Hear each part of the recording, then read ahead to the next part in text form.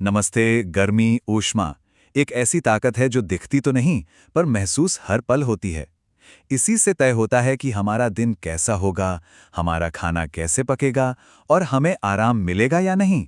तो चलिए इस अदृश्य शक्ति के पीछे जो विज्ञान है उसे समझने की कोशिश करते हैं। कोई चीज गर्म है या ठंडी, ये जानने के लिए हम सब अपनी छूने की शक्ति पर ही तो भरोसा करते हैं, है ना? पर क्या हो अगर मैं कहूं कि हमारा यही एहसास हमें धोखा दे सकता है? ये सवाल सुनने में थोड़ा अजीब लग सकता है, सही कहा, लेकिन इसका जवाब गर्मी को लेकर हमारी पूरी समझ को पलट कर रख सकता है।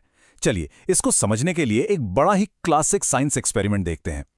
और अब देखिए कमाल, जब दोनों हाथ एक साथ उस गुनगुने पानी में जाते हैं तो जिस हाथ को ठंडे पानी में रखा था उसे ये पानी गर्म लगता है और जो हाथ गर्म पानी में था उसे यही पानी ठंडा महसूस होता है। सोचकर देखिए, पानी तो एक ही है पर एहसास बिल्कुल अलग। तो इससे क्या साबित हुआ? यही कि हमारे छूने की शक्ति भरोसेमंद नहीं है। वो तापमान को नापती नहीं, बस तुलना करती है। मतलब वो एब्सोल्यूट नहीं, रिलेटिव है। इसीलिए अगर गर्मी को सच में समझना है तो हमें अपने एहसास से आगे बढ़कर साइंस की मदद लेनी होगी। और यहीं पर दो ऐसे शब्द आते हैं जिन्हें हम अक्सर एक दूसरे की जगह इस्तेमाल कर लेते हैं, ऊष्मा और तापमान। पर साइंस की दुनिया में इन दोनों में जमीन आसमान का फर्क है। तो चलिए इस गुत्थी को सुलझाते हैं। तो देखिए, ऊष्मा कोई चीज नहीं है जो कहीं रखी हो। ये तो एक बहाव है, एक फ्लो, एक ऐसी एनर्जी जो हमेशा सफर पर रहती है।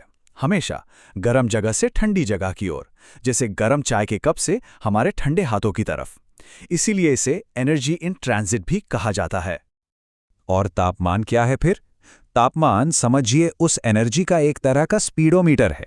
यह हमें बस ये बताता है कि किसी चीज के अंदर के कण यानी पार्टिकल्स कितनी तेजी से हिलडुल रहे हैं या वाइब्रेट कर रहे हैं। कण जितनी तेज, चीज उतनी ही गर्म। तो इसको और आसान करते हैं। ऊष्मा वो असल एनर्जी है जो बह रही है और तापमान वो बस उस बहाव का एक नाप है, एक मेजरमेंट, जिसे हम डिग्री में देखते हैं। सीधी सी बात, ऊष्मा कारण है और तापमान उसका असर। तो ये तो समझ आ गया कि ऊष्मा बहती है, पर सवाल ये है कि ये एक जगह से दूसरी जगह जाती कैसे है। इसके सफर करने के 3 मेन रास्ते हैं और सबसे मजेदार बात यह है कि हम इन तीनों को रोज अपने आसपास देखते हैं। सबसे पहला तरीका है चालन या कंडक्शन। ये ज्यादातर ठोस चीजों, सॉलिड्स में होता है। इसमें होता क्या है कि गर्मी एक कण से दूसरे कण को, फिर दूसरे से तीसरे को ऐसे वाइब्रेशन के जरिए पास होती जाती है। इसको ऐसे समझिए जैसे क्लास में बच्चे एक लाइन में बैठे हैं और एक दूसरे को चुपके से एक नोट पास कर रहे हैं। नोट यानी कि एनर्जी तो आगे बढ़ता जाता है, पर बच्चे यानी कि कण अपनी सीट पर ही बैठे रहते हैं। बिल्कुल वैसे ही जैसे गर्म चाय के कप में चम्मच डालने पर उसका हैंडल भी धीरे धीरे गर्म हो जाता है। अब आता है दूसरा तरीका, संवहन यानी कन्वेक्शन। ये होता है तरल पदार्थों और गैसों में। और यहां कहानी थोड़ी अलग है। यहां पर कण खुद चलकर गर्मी को साथ ले जाते हैं।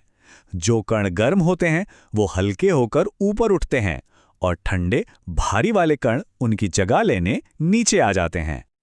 और इसी ऊपर नीचे जाने से बन जाती हैं संवहन धाराएं। ये हमें हर जगह दिखती हैं। पतीले में उबलते हुए पानी से लेकर समंदर से जमीन की तरफ चलने वाली ठंडी हवा तक, यहां तक कि जो मौसम के बड़े बड़े पैटर्न है ना, वो भी इसी से चलते हैं। और फिर है तीसरा और सबसे तेज तरीका, विकिरण या रेडिएशन। इसकी खास बात यह है कि इसे सफर करने के लिए किसी मीडियम की, किसी भी माध्यम की जरूरत ही नहीं है। यहां गर्मी तरंगों यानी वेव्स के रूप में चलती है, यहां तक कि खाली जगह वैक्यूम में भी। दरअसल हर गर्म चीज से रेडिएशन निकलता है, आग की लपटों से भी और हमारे अपने शरीर से भी। पर इसका सबसे बड़ा, सबसे जबरदस्त उदाहरण है हमारा सूरज। जरा सोचिए, सूरज की गर्मी करोड़ों किलोमीटर्स का खाली स्पेस पार करके हम तक पहुंचती है। यह सिर्फ और सिर्फ रेडिएशन की वजह से ही मुमकिन है। तो चलिए एक बार फटाफट तीनों को साथ में देख लेते हैं। चालन ये होता है ठोस में, जहां कण अपनी जगह पर रहते हैं। संवहन ये होता है तरल और गैस में, जहां कण खुद चलकर गर्मी ले जाते हैं। और विकिरण, जिसे किसी माध्यम की जरूरत नहीं और ये प्रकाश की गति से चलता है, सबसे तेज। अच्छा, अब जब हम चालन यानी कंडक्शन को समझ गए हैं तो ये भी समझ सकते हैं कि क्यों कुछ चीज़ें गर्मी के लिए एकदम सुपर हाईवे जैसी होती हैं और कुछ चीज़ें पक्के रोड ब्लॉक की तरह काम करती हैं। जिन चीजों से गर्मी आसानी से निकल जाती है उन्हें कहते हैं चालक या कंडक्टर्स, जैसे कि लोहा, तांबा, एल्यूमिनियम, सारी धातुएं। और जो चीजें गर्मी के रास्ते में रुकावट डालती हैं उन्हें कहते हैं कुचालक या इंसुलेटर्स, जैसे लकड़ी, प्लास्टिक। और बस इसीलिए हमारे खाना पकाने वाले बर्तनों के हैंडल प्लास्टिक के होते हैं ताकि हाथ ना जलें। और इसी से जुड़ी एक बड़ी मजेदार बात है, हम सबको लगता है कि एक मोटा कंबल 2 पतले कंबलों से ज्यादा गर्म होगा, है ना? पर होता है इसका उल्टा। असली जादू ऊन में नहीं बल्कि उन 2 पतले कंबलों के बीच फंसी हुई हवा की परत में है। क्योंकि हवा जो है वो गर्मी की बहुत खराब चालक है, मतलब एक जबरदस्त इंसुलेटर। वो हमारे शरीर की गर्मी को बाहर जाने ही नहीं देती।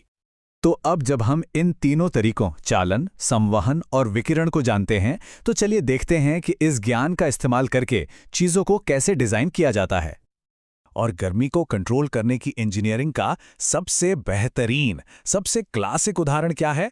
वो है थर्मस फ्लास्क। ये एक कमाल का डिजाइन है जो चालन, संवहन और विकिरण तीनों को एक साथ मात देता है। इस डिजाइन की खूबी देखिए, ये गर्मी के तीनों रास्तों पर एक साथ ताला लगा देता है। कैसे? सबसे पहले 2 दीवारों के बीच की खाली जगह यानी वैक्यूम, वो चालन और संवहन दोनों को रोक देती है। फिर अंदर की जो चमकदार चांदी जैसी सतह होती है वो विकिरण को आईने की तरह वापस अंदर ही फेंक देती है। और आखिर में ऊपर का इंसुलेटिंग ढक्कन वो बची खुची गर्मी को भी भागने नहीं देता है ना? इंजीनियरिंग का एक कमाल का नमूना। तो इस नई समझ के साथ अब जब हम अपने आसपास की दुनिया को देखेंगे तो बहुत कुछ अलग नजर आएगा। अब समझ में आएगा कि वेंटिलेटर हमेशा छत के पास ही क्यों लगाए जाते हैं, या गर्मियों में हल्के रंग के कपड़े पहनना क्यों बेहतर होता है। हर चीज के पीछे गर्मी का यही छिपा हुआ बहाव काम कर रहा है। अगली बार जब हाथ में चाय का गर्म कप हो तो सिर्फ चाय की गर्माहट नहीं, उसमें बहती हुई इस एनर्जी को भी महसूस करने की कोशिश कीजिएगा।